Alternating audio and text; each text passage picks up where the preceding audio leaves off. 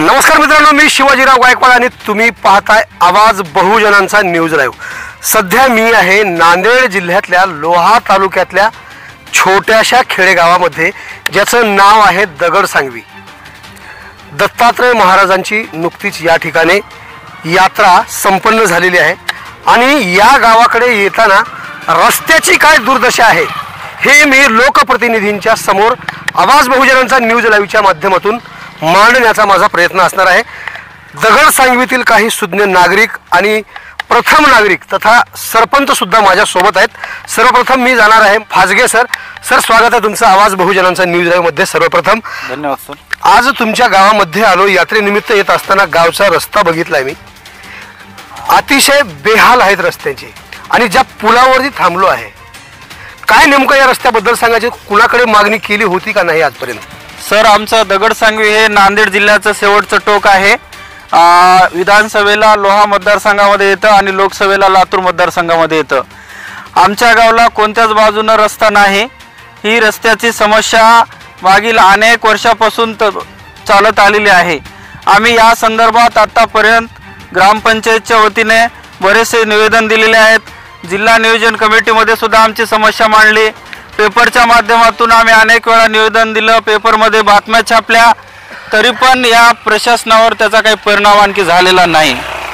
Sir, आता उमरज मार्ग पतंगा पाटीपासून मोठ्या रस्त्याचं काम चालू आहे, मात्र आमच्या शिवपर्यंत येऊनच हा रस्ता थांबलेला आहे। आमची विनंती आहे, तो जो तिकडचा रस्ता आहे तो रस्ता कंटिन्यू दगडसांगवी शिवपासून दगडसांगवी आणि इकडं माळाकोळी जोडला पाहिजे, कारण रस्त्या वाचून आमच्या गावकऱ्यांचे, या भागातल्या लोकांचे खूप मोठे हाल होत आहेत।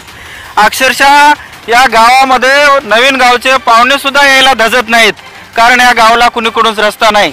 दुसरी समस्या आहे साहेब, ह्या मन्याड नदीवर आमच्या गावाला पूल नाही। हा बंधारा आहे छोटा, वरचं मन्याड धरण, लिंबोटी धरण भरलं की आमच्या गावचा संपर्क तुटून जातो। आमच्या गावाला लोह्याला जाण्यासाठी सुद्धा दुसरा रस्ता पर्याय नाही, म्हणून या मन्याड नदीवर ताबडतोब मोठा पूल झाला पाहिजे, ही आमची गावकऱ्यांची मागणी आहे। अशा अनेक या समस्या रस्त्याच्या आहेत, यासाठी आम्ही खूप वेळा मागणी केलेली आहे। ती मागणी आमची तात्काळ सॉल्व्ह व्हावी अशी आमची गावकऱ्याच्या वतीने विनंती आहे। याचबरोबर माझ्यासोबत दगडसांगवी गावातील आणखी नागरिक आहेत, मी त्यांच्याकडे सुद्धा जाणार आहे। काय मत आहे तुमचं? आत्ताच फाजगे सरांनी त्यांची व्यथा मांडलेली आहे, काय मत आहे आपलं? सर, बरेच वेळेस आम्ही सूचना दिल्या। भारत स्वतंत्र होऊन 75 वर्ष झालेत, आतापर्यंत आम्हाला एकही रस्ता झालेला नाही। कच्चे रोड झालेत, कित्येक लोकांनी बिल उचलू खाले, कित्येक लोकांनी रस्त्याचे हे करून टाकून दिला, नासधूस केली। अनेक आमदार आले, अनेक खासदार आले, पण एकाही खासदारनं इकडं लक्ष दिलेलं नाही। तरी आमची विनंती एकच आहे की ताबडतोब आमचा रस्ता करून आम्हाला सुविधा हे करून द्याव्यात। गावातली लोकसंख्या आणि मतदान किती आहे सर? गावात लोकसंख्या 3000 लोक आहेत। 1819 मतदान आहे गावात एकूण।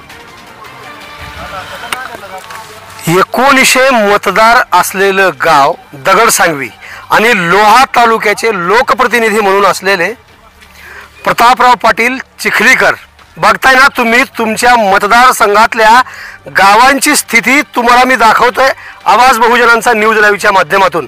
कारण जिथे तुम्हाला 1900 लोकांनी मतदान करून निवडून दिलेलं आहे, त्या गावातल्या लोकांची स्थिती आणि गावातील रस्ते, गावाला येण्या जाण्यासाठीची काय परिस्थिती आहे तुम्ही बघा।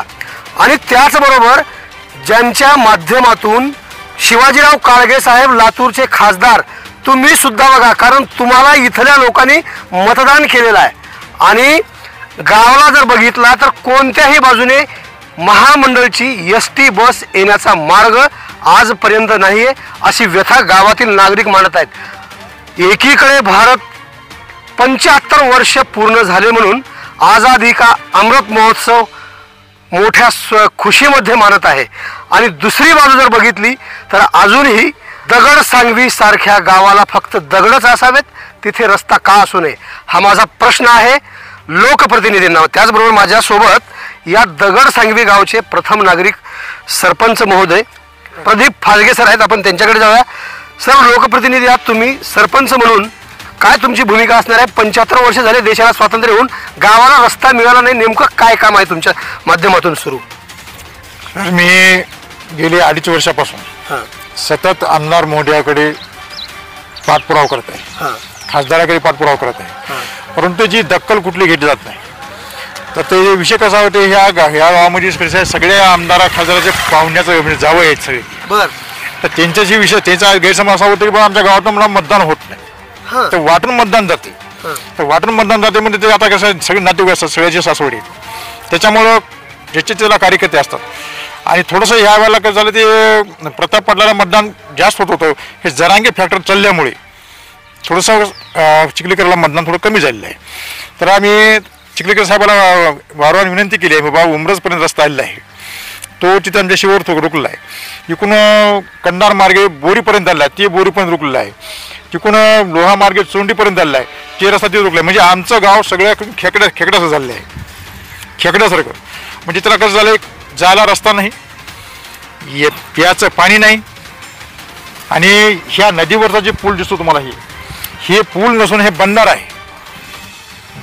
पूल तर आमचा झालाच नाही, हे बंधार आहे. हे बंधारा कसा आहे, ह्याची हाईट कमी असल्यामुळे ह्या धोकादायक वळणावरून आम्ही या रस्त्यावरून आम्ही जीव मोठी ठेवून जनता माध्यमिक विद्यालय हे आमच्या गावामध्ये 12वीपर्यंत शाळा आहे.